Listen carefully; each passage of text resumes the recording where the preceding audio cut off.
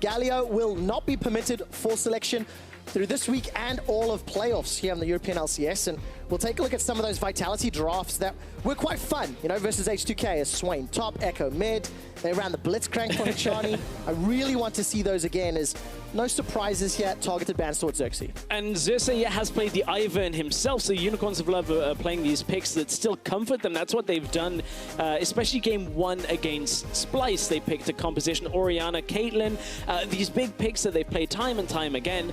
And Unicorns of Love have drafted differently to a lot of teams. Still within the meta, but more change up in that priority than other teams have gone for. All right, see what they decide to ban out in this last rotation here. It is Elise, so 5 junglers taken off the table. Well, this is where you start wondering whether Xerxe is going to pull out the Warwick again, see if that's his direction. Will it be the support here? Malzahar is available if they want it. And I think important to note, Lee Sin, not played by Xerxe, all split long.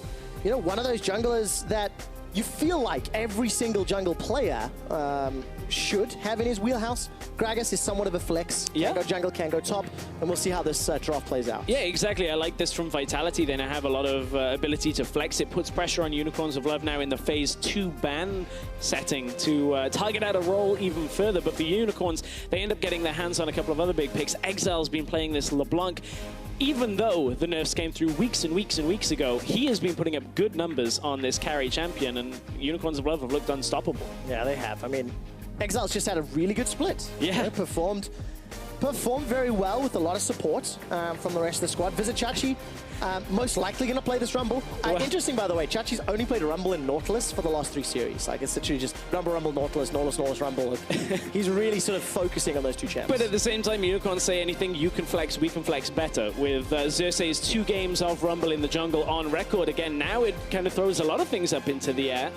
As Unicorns of Love, no priority so far on the bot lane, but here it comes. It's not the Kalista that the Crepo is wanting for Steelback, but it is a lane-dominant pick, and I wonder whether they'll end up pairing this with another one of these supports that can pressure out. Are you kidding me? Oh, that is amazing. By the way, when Shaco was locked in, Djoko looked over to the caster desk and had a gigantic grin on his face. I'm getting wiggly on this one, Trevor, because the one team in Europe that has played Unicorns, that has played Shaco is the Unicorns of Love, and they paired it with a Thresh, because you would split push on Shaco all the way back in the 2015 spring playoffs. They were upsetting teams like H2K with these oddball picks. Now Vitality want to do it against the Unicorns. Watch out if that Thresh gets locked in phase 2 for Vitality. May very well get banned out, because there are still 3 Unicorns that were in that lineup on stage in Sheepy, Chachi, and Hylissang. They know this plan. They do indeed, and of course, Shaco at the moment is just a monster in solo queue. He's been kicking my butt when I've been playing. For Unicorns, do they ban more junglers now? I guess no, because they need to lock one in. Lee Sin still available, Warwick still available, and instead they're going to prioritize the support picks here towards Hachani. So Shen now off the board as well, as that takes it away from Chachi. That's Vitality saying that we're expecting Rumble to be in the jungle, and the Unicorns are going to try and take that last pick towards that top lane. That'll be interesting, actually, because, I mean, Nautilus is still up. Another support ban taken away, so Hachani's Tahm Kench is gone. What else would you run? I mean, you've talked about the Thresh. What alternatives will Vitality need here? Because they need a mid laner and a support. Yeah, they need something that's going to buy a lot of time, something that can disengage from mid lane. Normally, Orianna is a good pick from that because it's not necessarily disengage, it's more the threat of a shockwave pushes people back quite a way. So for Vitality, there are still a lot of questions here because it's not very often you find yourself with a Shaco in competitive play, but I'll get more into how the Unicorns' mentality over Shaco actually was explained to me by Sheepy a long time ago, and it's very different from solo queue. Okay, very interesting. We'll discuss the Shaco and how he impacts the game once we actually load up. For now, Samux most likely going to lock in this Varus. Still also very strong in lane. Wave pushing power, and we've seen Varus not necessarily disappear quite as much as we were anticipating or expecting, but for Samux, this kind of suits his playstyle, right? Strong lane, wave clear. Are they really? I don't know. I mean, remember, Vitality, they're locked in 4th, right? They're coming back in summer. Vitality are unlocked. We have Shaco and Twisted Fates. Okay, that's the other side. You don't need to disengage mid laner because your top laner is Gragas. That was what I was overlooking. They do. Oh, wow. Vitality are going full try and carry on the side lanes and somehow kill or defend mid lane. I don't really know how the Camille ties into it. We'll have to look at what Hachani's doing later on. Obviously, that ultimatum will help out. Now the Unicorns, what are they going to tie it all together with? Top lane is the likely pickup here. Oh, man. Okay, so we're expecting Xerxe to take that rumble into the jungle, hence the Shen and the Renekton being banned out. As we mentioned, no, we've pivoted. It's a Hecarim. Yes, ladies and gentlemen, it is April Fool's Day, and we have Shaco, Camille, Twisted Fate, Hecarim, all in the same game. Now, I am expecting Cabo and Hachani to swap here. However, they could just pull another fast one and put Gragas support. There's always a couple of games a split where these top laners like Gragas have been seen in support. Teams try Maokai support every now and again. The theory is there that the kit is good enough on its own, like the Camille, to be able to just play that out. And now Camille into Rumble, we've heard people talk about that. Last seconds on the swap, and it does lock the Camille is top lane. Support Gragas. What on earth is happening? Okay, so 7.6. It is the second last day of games here in EU LCS. I mean, that's a gigantic smile on Arian's face. And Sheepy, he's playing for first seed. If UOL lose this series and H2K win, there is a possibility that those will swap.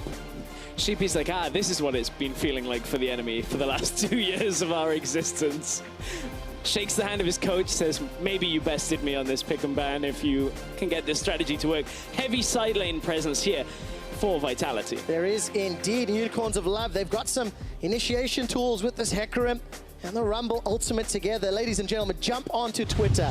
Hashtag VIT win or hashtag UOL win. This is the craziest composition we've seen all split long, and it was bested by the opponents in the very same game. Let's take a look at how they handle it. I'm ready for this. Crowd is hyped. You can hear the noises.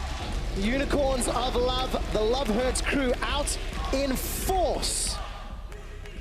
And Vitality here to play spoiler. They are unlocked and unleashed. Oh, this is a fun one. The irony of having Shaco up against the Unicorns. Djoko is egging the crowd on at this point. I mean, okay, so Shaco, seen a lot in solo queue. The reason Shaco does very well in solo queue is because nobody really plays around his ability to sneak into lanes and set up boxes, and then once you get 1 or 2 kills, you end up just snowballing the entire game because people don't know how to play against it. It's a lot like Evelyn for that factor. Whereas when the Unicorns played it all the way back in Season 5, the 2015 season, what they were doing with it was saying it was an incredibly good late game split pusher because so few champions could actually deal with the amount of damage that was being output. That was a very different meta, but Unicorns, they don't really have a front line, so anybody stuck in a 1v1 duel with Djoko, if he gets late into this game, could get killed quite quickly, and that is not a position that they want to be in. But this is the start for Shaco. You box down on the camp. Just get that first camp, you can easily move to the next set of jungle, and you can see already 2 wards out on the bottom side from the Unicorns of Love. Yeah, and of course taking a step above the just the damage potential that Djoko can put down, the mobility. With that Deceive, with the Jack in the box, all the tools available to Djoko to get in and out safely. Very, very clever play if Vitality can make it work, because, stress, the thing that matters a lot here is Vitality's ability to communicate and coordinate the side lane pressure, right? Of course, we were wearing Tibbers onesies, which are exceptionally warm in the middle of spring in Berlin, so we have to drop those right now. Those we're going to turn into swimming pools. Are you giving the game away? I am indeed. I am indeed. You've never seen somebody wearing like a vest and a tie come out of a onesie. I wish that we actually caught that on camera, but nevertheless. Just in case we wanted to do a quick change act. It wasn't particularly elegant, so I'm glad that it wasn't, actually. But take a look at this. Already some shenanigans from Djoko up in the top lane. He's hopped over the wall with that Deceive. Gonna come in right behind Vizicsacsi. Oh, here we go. Possibility for first blood. Literally like every solo queue game ever. Vizicacsi's flashed already. Red buff and Ignite is ticking away. One more hit. First blood to Shaco. Well, we said that Shaco can be played in different ways, but if the Rumble's pushing up that heavily that early on, well, you're gonna get punished because Shaco just comes right over the wall. Ignite on the jungler is the other thing that a lot of top laners in competitive won't be used to. You suddenly get top lane, get the first blood. That's normally what ends the game and the top laner rage quits. So I don't think Chachi is going to quite be on that mentality. Well, luckily for Unicorns, it landed in Djoko's hands. He's already jumped into the mid lane, thrown out a little bit of pressure onto Exileh. I'm quickly going to look at the summoner spells. One exhaust on the side of Hylissang. I think that's valuable against the burst damage from Nukeduck's TF later in the game, as well as Camille. And of course, then it's Ignite barriers across the rest. Exileh trading heavily here with Nukeduck. Yeah, that's one problem that Vitality will end up having to deal with, is the fact that they've got no exhaust for this LeBlanc. The reason they're carrying Ignite is because Hachani's going to look for a body slam flash all-in a little bit later on in this laning phase. If they manage to find the opportunity, you hit it with the Ignite. Lucian dashes in, double tap passive as many times as you possibly can, and suddenly you already get that kill out of the laning phase. So Vitality are looking very aggressive in this early game. Looking forward to seeing where they can actually carry that on. Now Djoko comes bot lane. Can he get onto Samux? Indeed. There's the body slam. That was flash. it. Hachani finds a target, but there's support from Xerxe. He's looking to rampage down Djoko. Picks up one with the Q, and Unicorns are on the board. That's more like the Shakos in solo queue, unfortunately. Very fragile early on, and once you queue forward, queue in, there's no flash to get you out. And Djoko, yes, they got the connection between the flash body slam and everything that came through, but Vitality didn't have enough survivability in that situation, and Djoko ends up dying, drops over the buffs down, I believe. Xerxe now does have them, yes. Yeah, refresh the red buff at the very least. Blue buff had expired by that point. And Xerxe on basically the team's spirit animal in some ways, as far as League of Legends is concerned. I don't really think it's actually comparable, a Unicorn and a Centaur, but... If he was playing arcade Hecarim, that would be a little bit closer. A little closer, yeah, actually it would. So here's the body slam flash. Unfortunately, that is a Malzahar. So you tried going aggressive when that shield was up. May very well have gone in Vitality's favor. Didn't catch that the first time as we were looking at the path for Djoko into the lane, but Malzahar is clearly a good pick into this type of play from bottom lane. You just absorb that first hit. And suddenly, Vitality, from what was looking like a great start to the game, now have to answer some questions in the bottom lane. Yeah, they do, and a few questions elsewhere, of course. Djoko's Shaco, currently very far behind in CS, jungle creeps, but because he picked up first blood, is even on gold with Xerxe.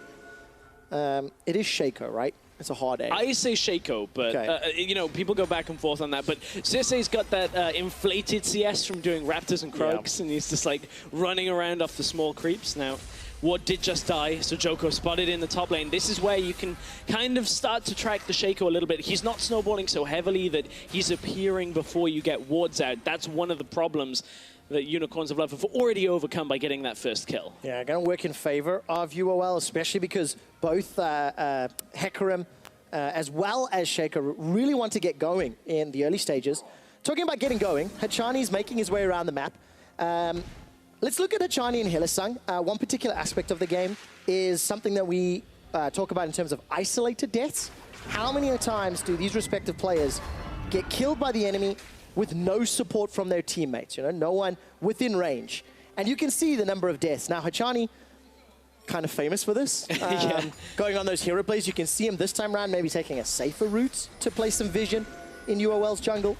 But Hilly, no stranger to giving up these deaths, especially during the middle few weeks of the split. Yeah, that was the rough few weeks that Unicorns of Love had, especially in the early game, struggling against some of the better teams where Hylissang, sometimes he takes these risky paths to ward, and better teams have started to actually figure that out and catch him out. And once that happens, Unicorns of Love end up falling a little further behind. So I'm interested to see whether Hylissang is going to be able to do that in this game, whether Hachani and this Shaco will have enough control over the jungle, just the fear of Hylissang running into somebody, that he doesn't go out aggressively on his own and end up getting killed. But it has been a problem for the Unicorns. Yeah, it really has. And it was Hachani coming back after that small stint with AOD that maybe helped Vitality move towards a direction.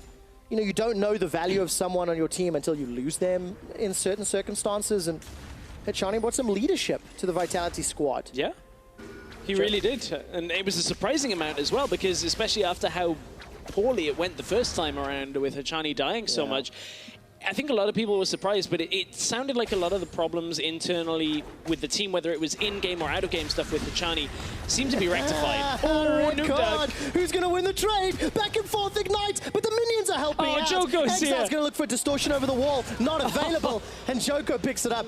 Even with a red card, Nukeduck got away with that one. Yeah, Nukeduck didn't quite get the card, but has the rock, paper, scissors win on barrier into Ignite there. Was able to survive through so much damage. And Nukeduck stays alive. Djoko ends up picking up the kill. Exileh had nothing he could do, was hoping that cooldown would come up in time, but not to be. Exileh pretty much connected with everything to start that off, and Nukeduck got away with it. He did indeed. We'll see how long he can keep getting away with it. Xerxe's power farming like a monster at the moment. Equal CS to respective mid laners, level 7 to Djoko's level 6. Got access to that Onslaught of Shadow, so I'm looking forward to the dive opportunities, like Onslaught plus Equalizer. Plus TF going top without that. Chachi, oh, here's the ultimatum. There's no minions here. Everybody's just coming anyway. Gold card comes down. Deceive will swap tower aggro. Vizicsacsi survives because Vitality, they did not go in together on that one. Yeah, that wasn't the best orchestrated dive here, as they used a lot of ultimates up front. Now they're going to try again. Oh, Vizicsacsi decides to stick around this time. Vitality pick up a clean close. They get the kill, but it's at the cost of tower first blood, because UOL will secure it down bottom. Yeah, it will go over to the Unicorns first, but that was the second time that Vitality had tried to go in on Chachi, so a lot was used. Vitality, will they end up getting this tower? Yes, they will, up in the top lane. And it's kind of a difficult spot for Vitality because the minion wave hadn't pushed up. They didn't really want to go first because Cabochard knew he would have to start tanking the turret, then drop tower aggro in order to be able to take the kill without dropping anything. I want to take a moment, though, and look at why the Hecarim. Because that's one thing that people might be looking at and say, okay, we had a lot of jungle bans, but why didn't you go for something else? Why wasn't there another pick that you could have gone for? Well, Xerxe wants engage potential, and the only champions he's played other than like the Zac that have engage potential would be something like a Hecarim. Rek'Sai doesn't offer enough in that standing. So now the aim of the game here is when Vitality go to the side lanes, much like Splyce tried, they want to go aggressive on either the people out on the side lane or Steelback if they can catch him through this Gragas ult. That's going to be difficult, though. There is a fair amount of tools that Unicorns need to get through, but fortunately, very good range for Equalizer. Pretty good engage potential for Hecarim, and of course, Exileh will be looking for the flanks if Unicorns can keep it up. Good setup here for Vision, and it looks like UOL, they've swapped up to that top lane, obviously moved Vizicsacsi away. And now Unicorn's going to look to take down that top outer turret. And that's where this Hecarim is like a budget version of what Rengar was doing. A lot of mobility, a lot of engage potential to get on somebody that's out in a side lane. So I don't think it's going to be as strong unless they can continue to snowball off the kills. But honestly, the fact that Xerxe is ahead is a great thing for now. Yeah, you have to actually look at the gold difference because, yes, jungle creeps mean different things, but Xerxe currently has the highest amount of gold on his entire team. 4,300.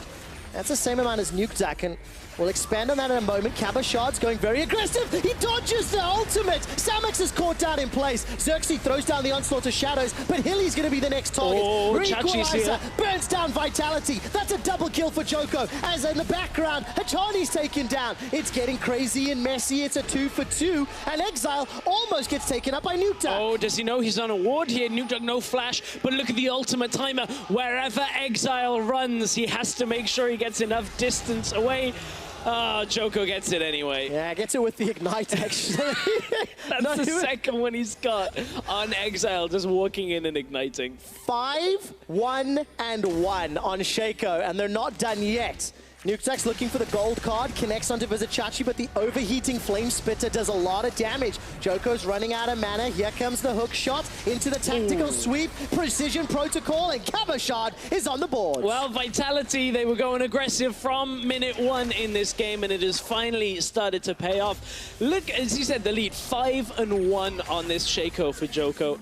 That's surprisingly difficult to say. Yeah. But honestly, we'll see whether Djoko can carry this matchup. He's not going for the all-in glass cannon I'm going to 1v9 this game, Shaco. He's gone for Cinderhulk, looking to go tankier and try and push out on the side lane later. Here they go aggressive. Great dodge on the ultimate, as you said, by Cabochard on that. And there's enough damage out of Vitality to keep going throughout this. Hachani normally would be such a fearsome presence to get into this fight. And yes, it does start the fight off well for Vitality. There's the Illuminati boxes set up. Just hold Xerxe a little bit in place for a while. And Djoko, with the tricksy way around the fight, comes back in and ends up getting more kills at the end. There is literally no way to go super serious in terms of commentary when you have these types of champions, especially when there's a 5-1-2 Shaco. I mean, this is literally what it feels like in solo queue, isn't it? But this is when the Shaco's on the enemy team. Like, right now, if this is how it feels like, we would be unicorns. I'm looking at a unicorns-heavy audience here, and this Shaco is the enemy team for the crowd here in Berlin. I mean, there's no doubt in my mind. There's one guy dressed as Shaco in the audience that is a Vitality supporter for now. For now. He's wearing UOL colors, though, so that's problematic. But the one thing I think that is important to note, Stress, even though, yes, Vitality are so far up in kills, they're not smashing in CS, so they're actually even in gold. And I think if you add up the potential teamfight power of Rumble, Hecarim, Varus, theoretically, in those scenarios, I think I prefer UOL's comp. Oh, right. Yeah, if there's ever like a grouped fight where it's head-on, absolutely Unicorns of Love would be coming off better around that. But they obviously have to deal with the disengage from Hachani. You can see him around this mid lane trying to just play defensively. Now Djoko trying to come up to the side lane again. This is where he's going to spend a lot of time. That was a rough ward from Djoko. Thought he'd get it over the wall. If we see him do it again, we'll call it a Djoko ward. But you see it a few times, failed. Although I'm glad you bring up Vision. Yesterday, we were talking on broadcast how the bottom 4 teams in the EU LCS actually ward the most, with Vitality being one of the highest. We'll talk about that in a second. Xerxe's the target. He gets locked in. The Hextech ultimatum. The barrel splits up UOL. And finally, Xerxe goes down. Djoko's sitting on the front line with that hallucinate. Is going to get popped along with his own life. And the Illuminati save no one. It's jungler for jungler. Jungler for jungler. You can see Unicorns of Love weren't quite set up as a team to take that. Chachi's TP wasn't available. He was trying to run down from the top lane. But Vitality's still able to make these proactive plays, and it's a close game between these two. Like, this is quite an enjoyable setup for the beginning of this series. Like, I'm glad to see again Vitality, despite the fact that yes, they're playing some unorthodox picks, they're actually playing them out quite well as they go on to Xerxe. Xerxe's not tanky enough to be able to survive through this yet. And then the Bucks actually do a good job of keeping Samux back away from the rest of the fight. Luckily, Vitality had disengaged. And I think one thing that I missed, Steelback wasn't with the team. All right, so Samux was sitting with all of the action in front of hammering away. And Steelback was all the way in the bottom lane. Cabochard, no ultimate available to him. Only the Triforce, big minion wave. So I thought maybe he fancies a shot, but not just yet. There has been a significant change in the demeanor of Vitality this week of play. And it's something that, unfortunately, I don't think is easy to notice unless you're here in the studio. But before the games, they're laughing, joking, 1v1ing, everything's jovial, very happy. Much different to how they normally take the stage. And everything seems to be just on a lighter, more positive note from them. And with it, they're playing with this freedom of, okay, it's Shaco, right? They're playing picks that are unorthodox and against...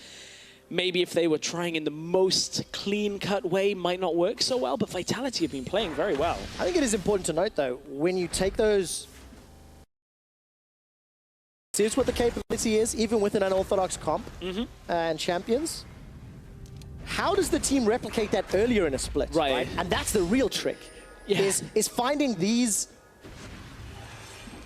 impressive / interesting performances, depending on your point of view. Yeah, and I think they are impressive in the sense that you can clearly see, as you said, when the pressure is off. But unfortunately, you can't just pretend the pressure's off, right? If you're playing for your career in the LCS, especially if you're at the bottom side of the table, you can't just go, okay, today I'm going to play like there's no limits. Yep, it's true. But I guess... Unlocked Vitality is very entertaining indeed. Steelback takes a gigantic burst of damage as Exile's able to escape with his life, thanks to that distortion, and Vitality take another tower. It looks like it's going to be evened out. Look, there's still not a gigantic advantage here for Vitality. They're even on towers, they're even on gold.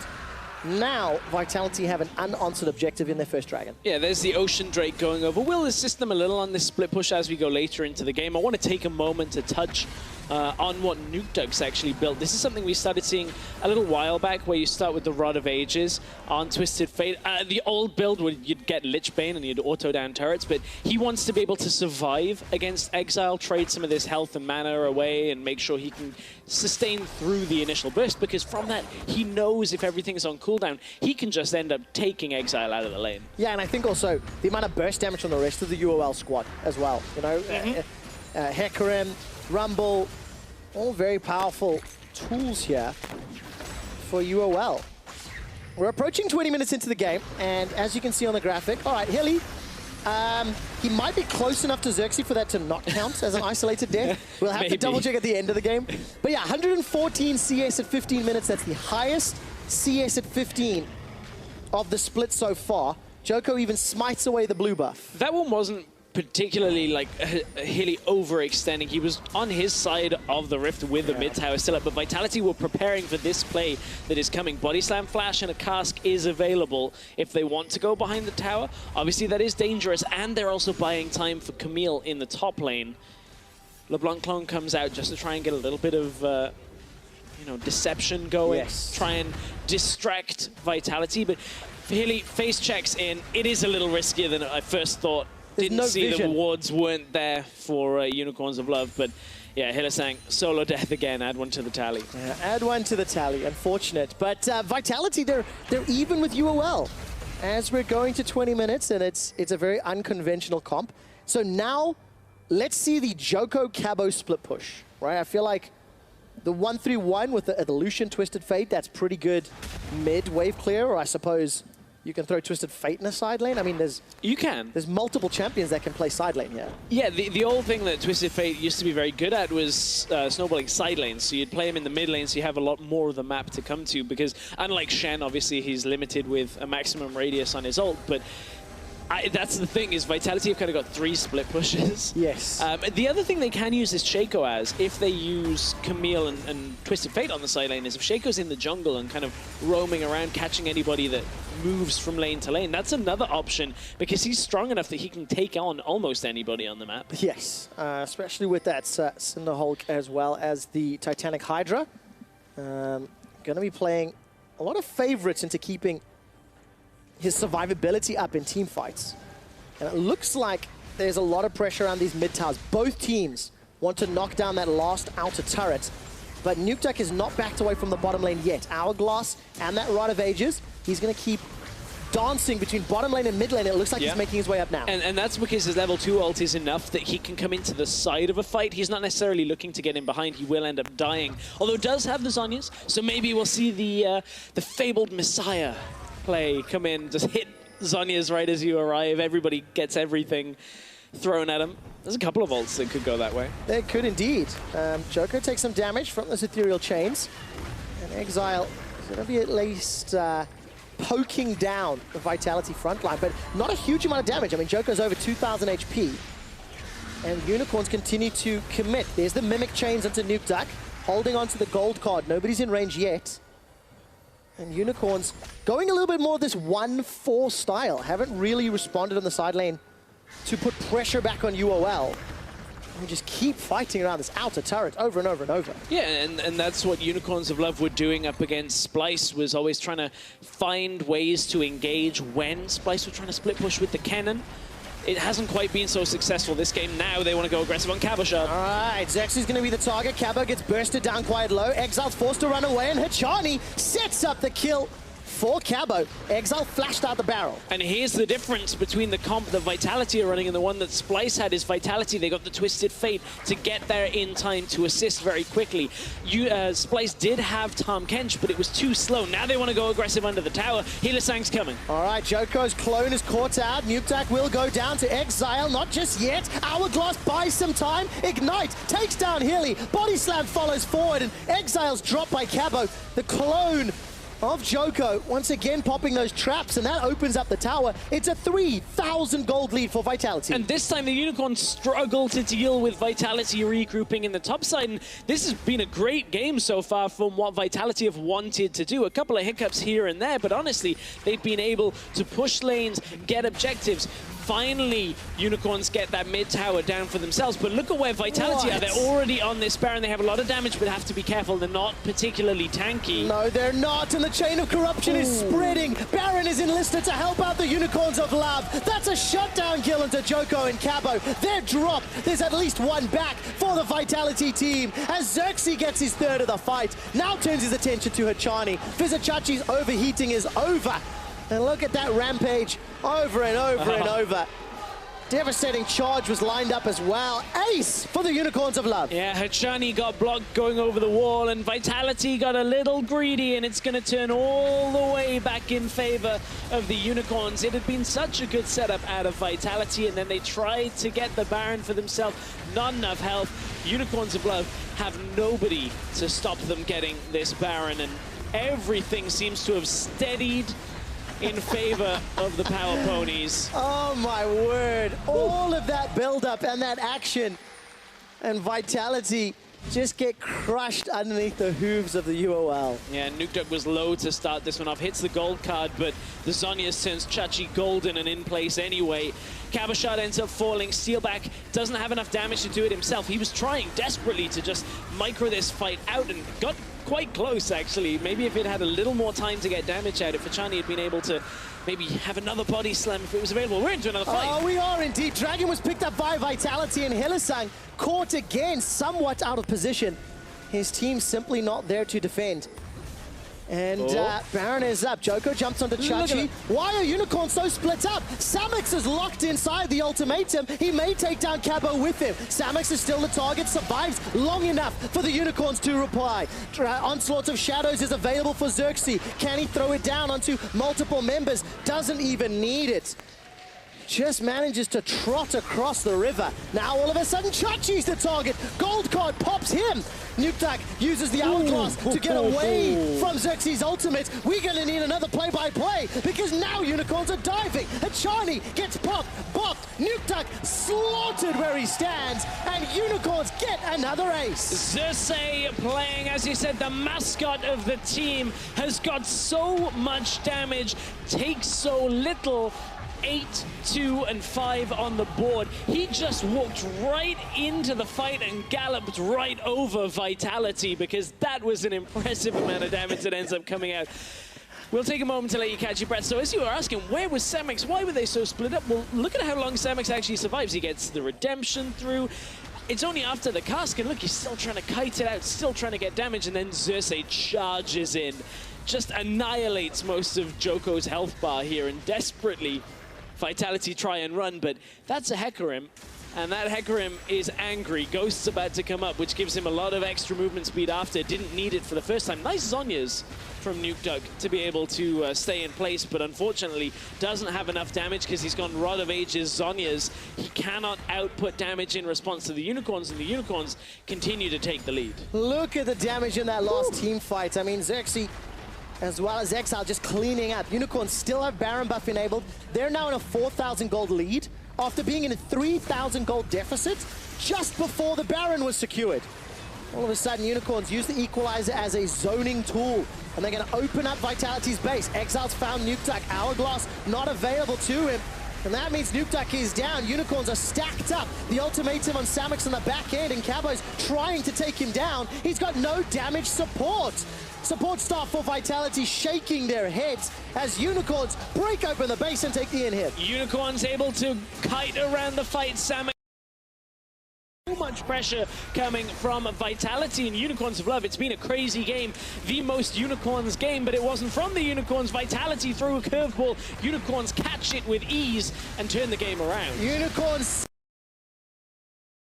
are going to support the TF, and they say, you think that chaos will falter us? They were born and bred, and Unicorns crush Vitality in game 1 of this best of 3.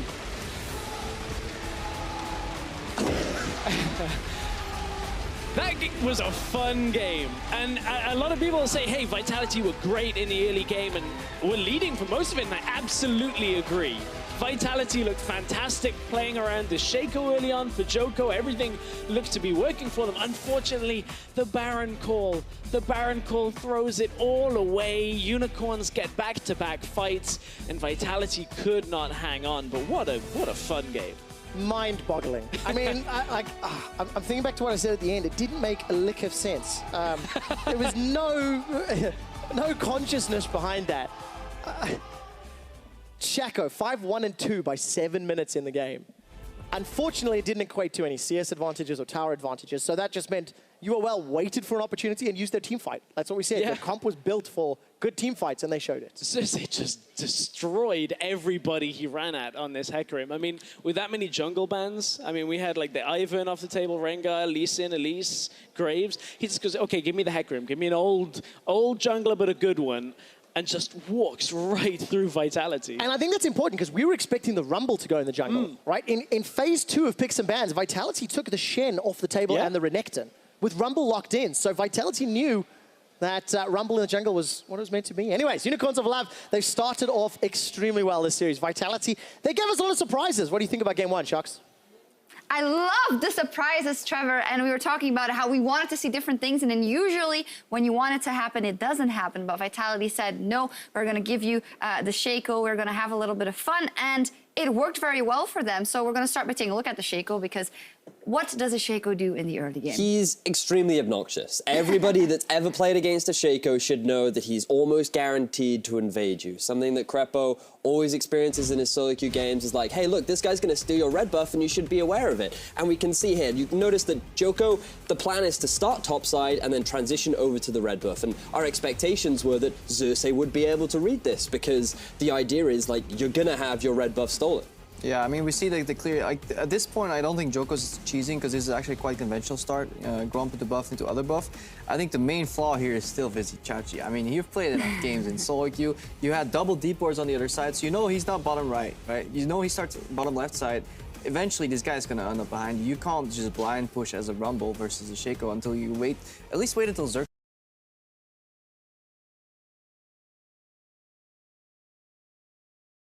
He goes down to the bottom lane and he plays into a Malzahar. And if you're playing Shaco, you only have one dash from Deceive, and then you have Ignite, but you just used it. So you're essentially revealing yourself into a champion who punishes you if you go for close proximity trades like Malzahar. Well, then obviously that lead is thrown, and suddenly Xerxe was super far ahead. Bit of an oopsie daisy. I mean, I like the ambition, the idea that, hey, look, I've got a successful gank top, may as well use this early item spike to then transition into a gank bot, but he didn't quite prepare for the possibility of what was to come. I'm also loving it at Vizicsacsi. It is pure Vizicsacsi. He told us, you know, if there's a 50-50, I end up dying, but I get a kill, that's fine. Yeah, but this was, like, this was just, 1090. it was like, you're going to pick Shaco against me? Whatever. I know this is coming, but... Here we see the new kind of Vitality where, in essence, this is not a great play, right? Because look at the bottom lane. You have Steelback pushing up, not threatening the enemy top laner who has teleport. So essentially, they're playing 4v3 on the top side. But because they engage so decisively and they have a small lead and they pick their targets well, Vitality actually come out ahead. Steelback went from basing on the bottom lane to now going for that push. And Nukeduck also wins a duel here against Exileh. This is much more proactive Vitality. Some of these plays we would never see from them in the regular season, because macro dictates that you're in this position. You actually base and you go for the cross map to join Steelback and dive bottom lane. That is the correct play. But instead, they just went for all these repetitive plays on the top side, and they kept winning out. It's the fact that they were able to successfully find these windows to try and force a punish, and the fact that they were repeatedly getting themselves ahead in terms of the kills. The fact that they were working as a unit was fantastic to see, and it just brings us back to this question of where was this Vitality throughout the regular season? Yes, please, please, please keep playing like this in summer. You said it there. Steelback being proactive, flashing forward in one of the fights. Cabochard being kind of the old school Cabochard. I mean, Steelback wasn't as proactive. He was still in that replay like 0-0-0. Right, it's later, it's later. Yeah, later there in the was fight one flash forward we counted. Yeah. So more of that. More of that. However, you know, Unicorns of Love, they had a traditional comp, they had a good team fighting comp, and they were able to come back in this game. Were it not also with a little bit of help from Vitality? I think it's worth praising though Vitality, because the thing you have to highlight is they have a really good composition for not only forcing skirmishes, but for moving around the map as well. They identify that the Rumble is down bottom. They think, sure, he does have teleport, but the fact that they're, again, clean, decisive shot calling, where it's just a matter of the team saying, look, we can force a fight onto Hecarim, they won't be able to collapse in time, let's just go for it. And then they punish Unicorns who cannot find themselves an optimal fight. And you think that off the back of this, oh, Vitality, you're in a prime position to maybe get some good vision control, maybe set up for the Baron. But then that's where things, sort of classic Vitality, rears its face once again. Yeah, I think this is very similar to the first replay, where you do one gank, and because you're running on the high of that success of the first gank, that you just want to keep fighting. But without your major cooldowns, without the enemy team split up, you don't win. Unicorns are running a teamfight comp, and you are on the side of Vitality are running a pick comp, right? So you really want to keep the map open and move in bursts. It's the same way with Shaco on level 1. If you get a successful gank, capitalize by taking your camps in your jungle and then go for the ganks. But we still have to praise Unicorns because they were at a deficit. They found a way to force one good team fight, and that got them the game. But Vitality is having fun. Like, even in the loss, I said, this is good. They're just team building through official games that don't mean anything to them. So slightly annoying for the Unicorns of Love because they want that first place, of course. And they're like, okay, oh, guys, all right, okay, right. I guess we'll play versus this Gragas support and Shaco and then Camille and TF and everything. But it also shows that they can handle what is thrown at them. And it just highlights once again their strength. We talked about how good their team fighting was. We saw it earlier on in the week versus Splice, and they did it once more. The fact that they're able to find their own windows, they know the strengths of their composition, and they say, right, this is the window that we're waiting for, this is the spike that we're waiting for, let's force a fight here. And the fact that they utilize the Baron buff so easily to close out the game, I think demonstrates how strong of a team the Unicorns are. Definitely, and it was for us also very entertaining. So more of that we're going to recall, but after the break, we will be back in lane for Game 2 between Vitality and the UOL. First win, Hachani! Wow, first win, Hachani! Good job, Hachani! First win! First win! Thank you, Djoko! Vizicsacsi's flashed already. Red buff and Ignite is ticking away. One more hit. First blood to Shaco. Guys, look, LeBlanc one, right? Maybe have to be the push. Guys, LeBlanc, can you come? I'm coming. I can TP 14, TP 14. No flash, TP 14. TP 14, 10 TP. They're going to try again. Oh, Vizicsacsi decides to stick around. This time, Vitality pick up a clean close. Xerxe's the target. He gets locked in. The Hextech ultimatum. The barrel splits up UOL. And finally, Xerxe goes down. Nukeduck will go down to Exileh. Not just yet. Hourglass buys some time. Ignite takes down Hilly. Body slam follows forward. And Exileh's dropped by Cabo. Say you think that chaos will falter us? They were born and bred, and Unicorns crush Vitality in Game 1 of this best of 3.